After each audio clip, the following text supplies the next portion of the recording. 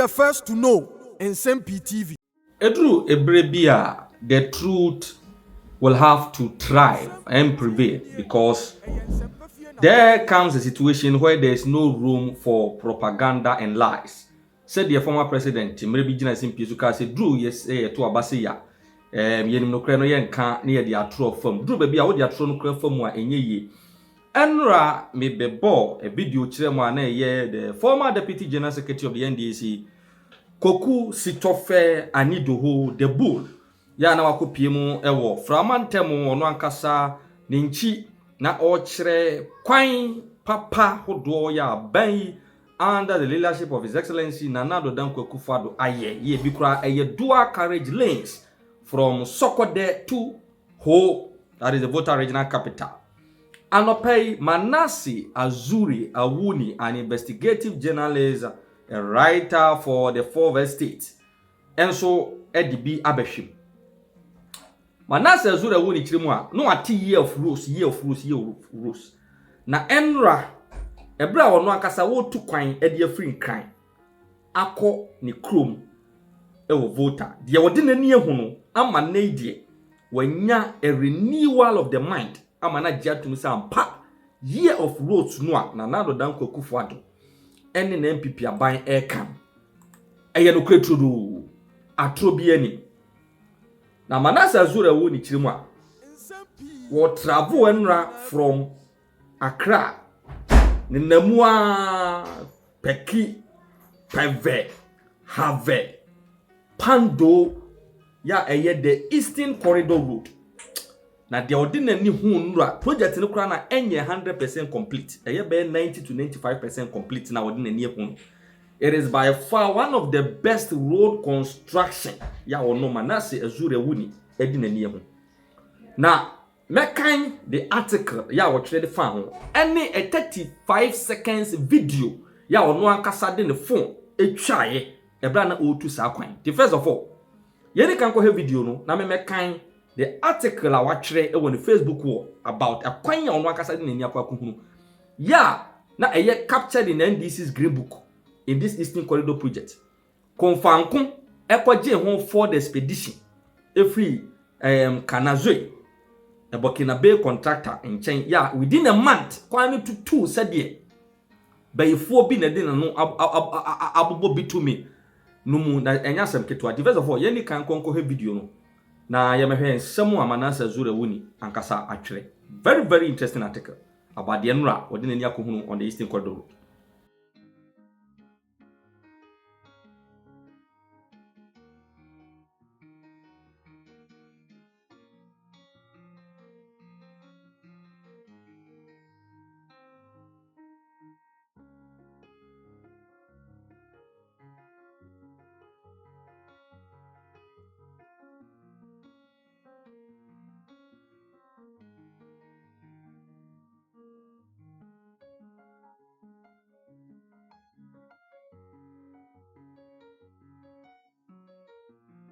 Enti we video a Manasseh Azuri Awuni na nkasa de ne phone etwaye bra na onam kwan no so na otu kwan.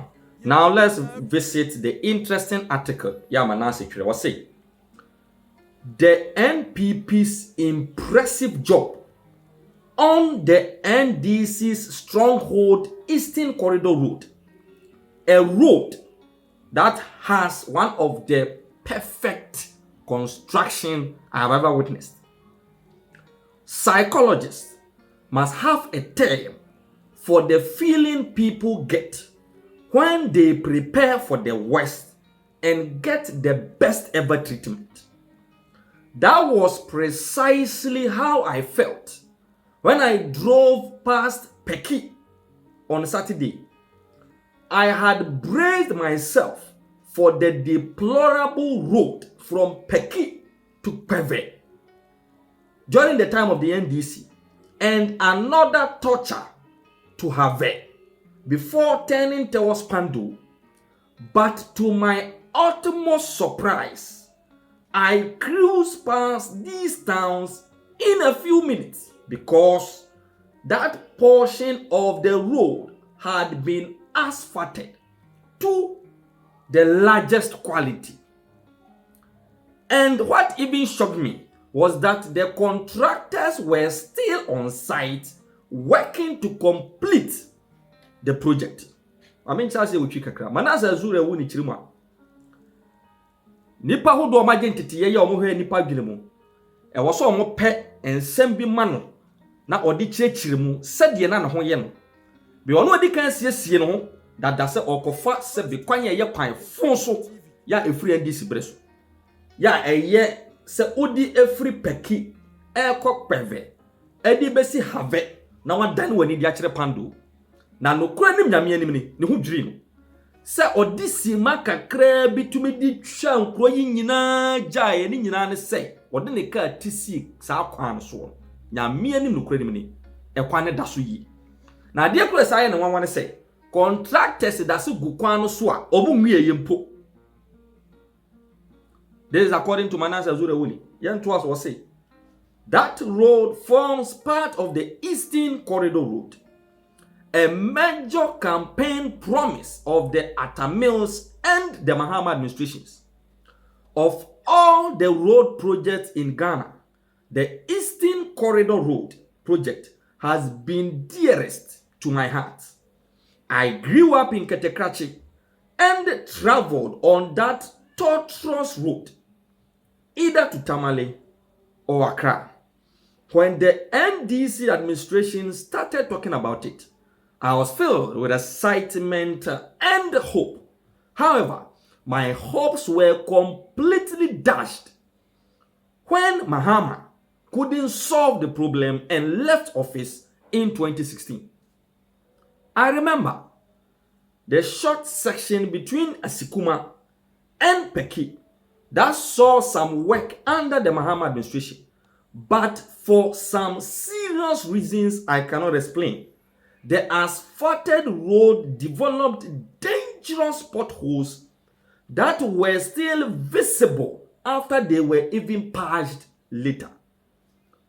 In 2016, I also investigated a story that involved the Burkina Bay contractor Jibril Kanazui, the contractor who worked on the 46.4 kilometer Dodo Pepeson Kwanta road.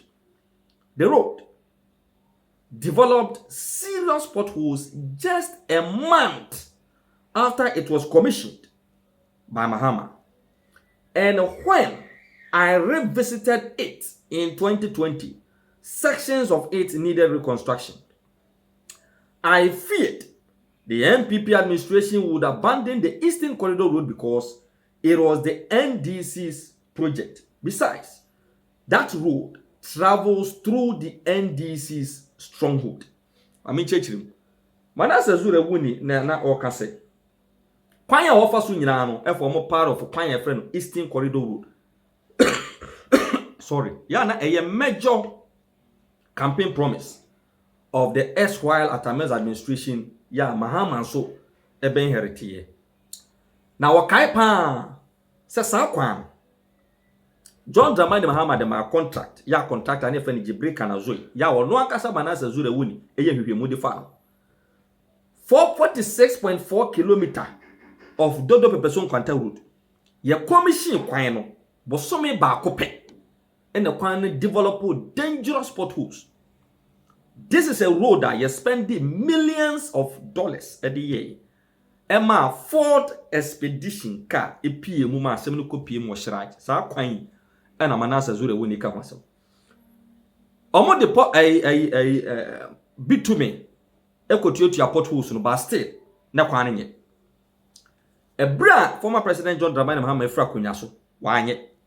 Na osuro se NPP aban nye because one a project na NDC di kan do mo nsaka amasika koguram na emo ya anya value for money. Two, a kwanya eninam NDC strongholds for various political reasons. Na wosusu say ena wamanyo semunti enya dia NPP aban yi ede wonsa ebe kante bra former President John Dramani Mahama free akonya so pe na hotoso ne na rehyimu ana wo wode wosa kwan ne mu say daachi bi obefa so amanye hunu se yaye no nyina efiri mu na wo yobi a ye wo no na onyiniye ewo ketekrache nti wonim se de kwan no na esitie pa oto aso bi o say for years the road had developed series of potholes. For years, travelers to the Volta region, Oti, and the north endured the worst nightmare on the Eastern Corridor Road because the contractors left the site after tampering with the existing road and it worsened. One day ago, I got to Peve, and instead of continuing to Peki and to Esikuma, I climbed the mountain and crossed over to Sokode side and headed towards Tito, from where I proceeded to Esikuma. On another occasion, when I was coming to Accra from Hohoi, I decided to go through the Afajato district to Ho West and then came from Ho to Accra. That was how much sacrifice some travelers endured in order to avoid the misery on that section of the road. Those traveling in passenger buses did not have options. I could therefore not hide my joy when I traveled to Karachi last Saturday.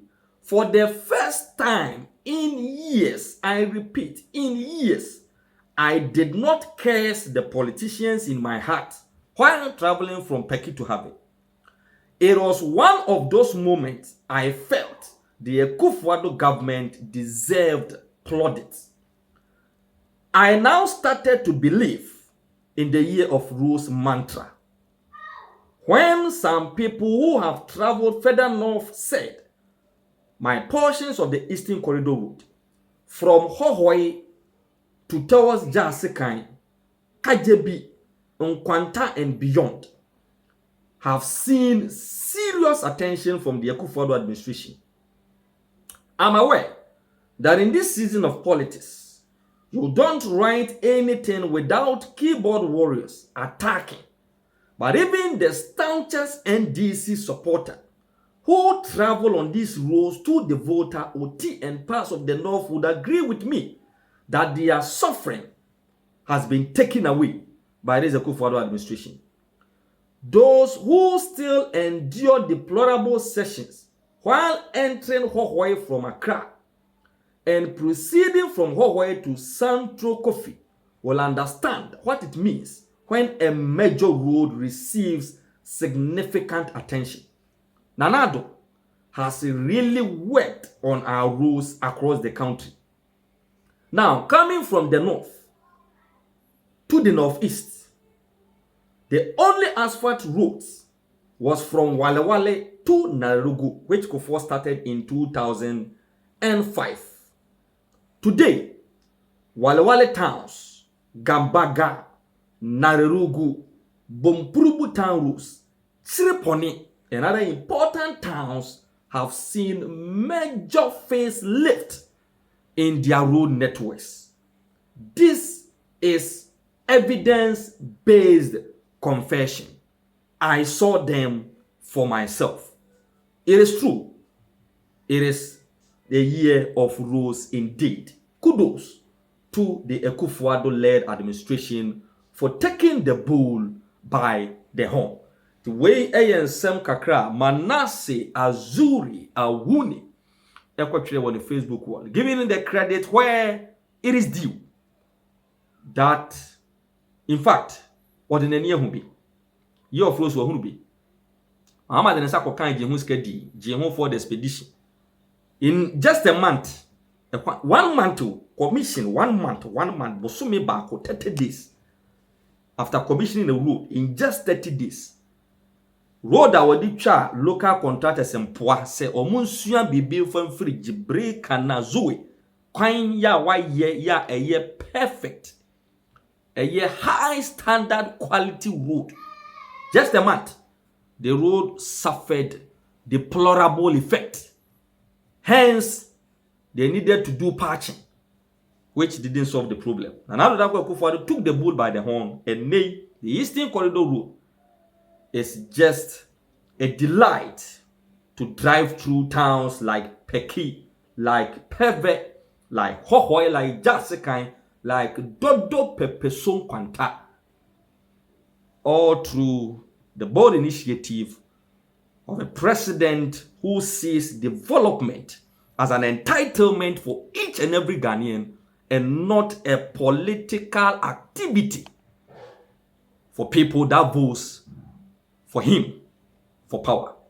To win in some kakra, Manasseh, Azuri, Awuni, Edi Etubia, the movement team so transi, omonso, Echro Madrin, Edifan Selma Manasseh, Edi Tubia on this Eastern Corridor Road and Newa Faswa, or can be Edi Achregana. On Tiabekonia Kwakuti, Kakra, Koku de Urugona said the Bidiakon, and that's a break, and so the source.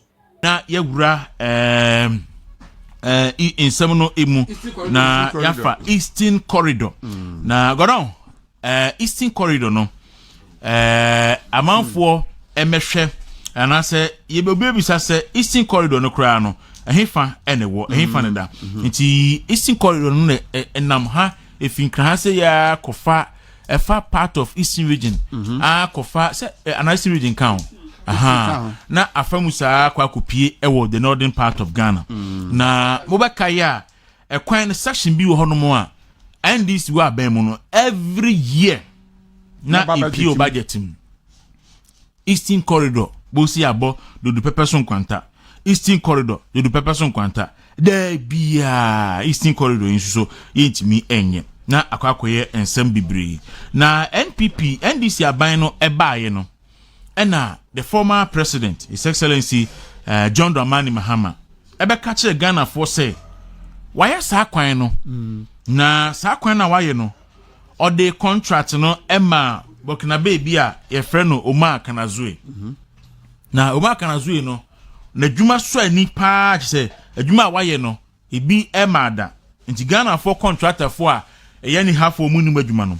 Omo nkwankwo hwe sa brantie no na omunsua no. Said ya oyele see a kwan said you see a kwan na anche ena Manasseh ebebo ya Manasseh Sadio Mahama basubọ de ba branch nyina nye bibia waje ademudie waje bribe e de free sa contractor no wo ewiase bibi sikwa odika man the contract about $650 million $650,000 say onko to work ke enfa Ghana ye high commissioner say embassy ye wo Burkina Faso no ho nti ode man wi no anche eno sign de $82 million Ghana cedis contract so edman no say onkoye kwan na sa kwan na onkonkoye no na e say ekwan no mu ye nyina no na etutu omu ye nyina na ekwan no ye den na etutu omu ye nyina na ekwan no etutu na Manasseh na akofa sa akopaja sa asemi den e de aba eno che say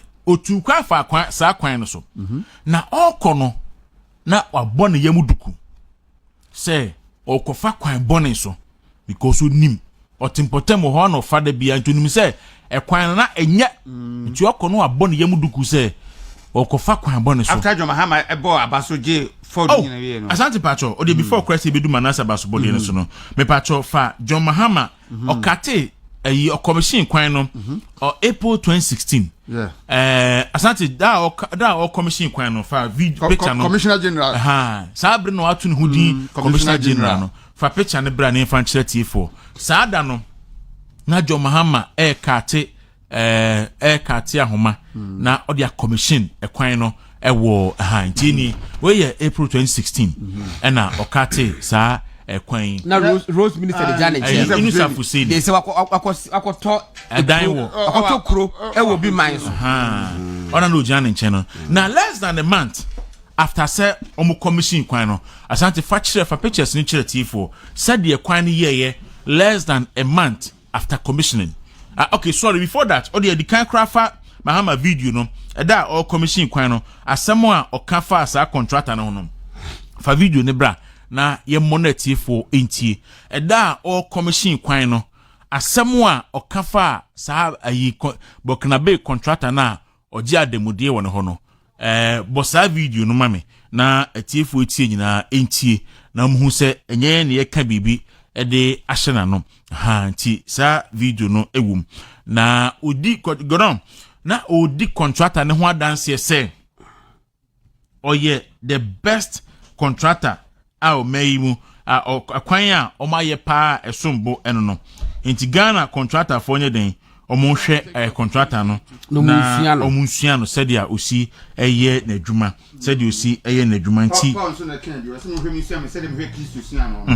nti ɔso sɛ yɛhwɛ kanazue nsua no nti after commissioning no dana ɔkasa no ɛna ɔde nsɛm no tudwa so mepɛ sɛ asante di video no ɛba ansakra na yɛatoa so ɛnu safoseni ɛna ɛgyina ne nkyɛn no na Dubai landlord Dubai landlord nti ɛnu safoseni ɛna ɔgyina ne nkyɛn no okay so ya na ma we say ya no ya me ko to ada wo mienu ka bom de ko to ada Dubai no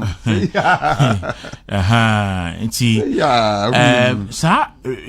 Ghana report for a comprehensive report the ebai na asante ade wo yina kamu ana okay mami mo sound no hana etie phone chi okay so say na the mama kan eda o commission kwan no Messieurs Umaru Kanazwe Contractors Limited of Burkina Faso for the very high quality of work they have done on this stretch of road. As I said, perhaps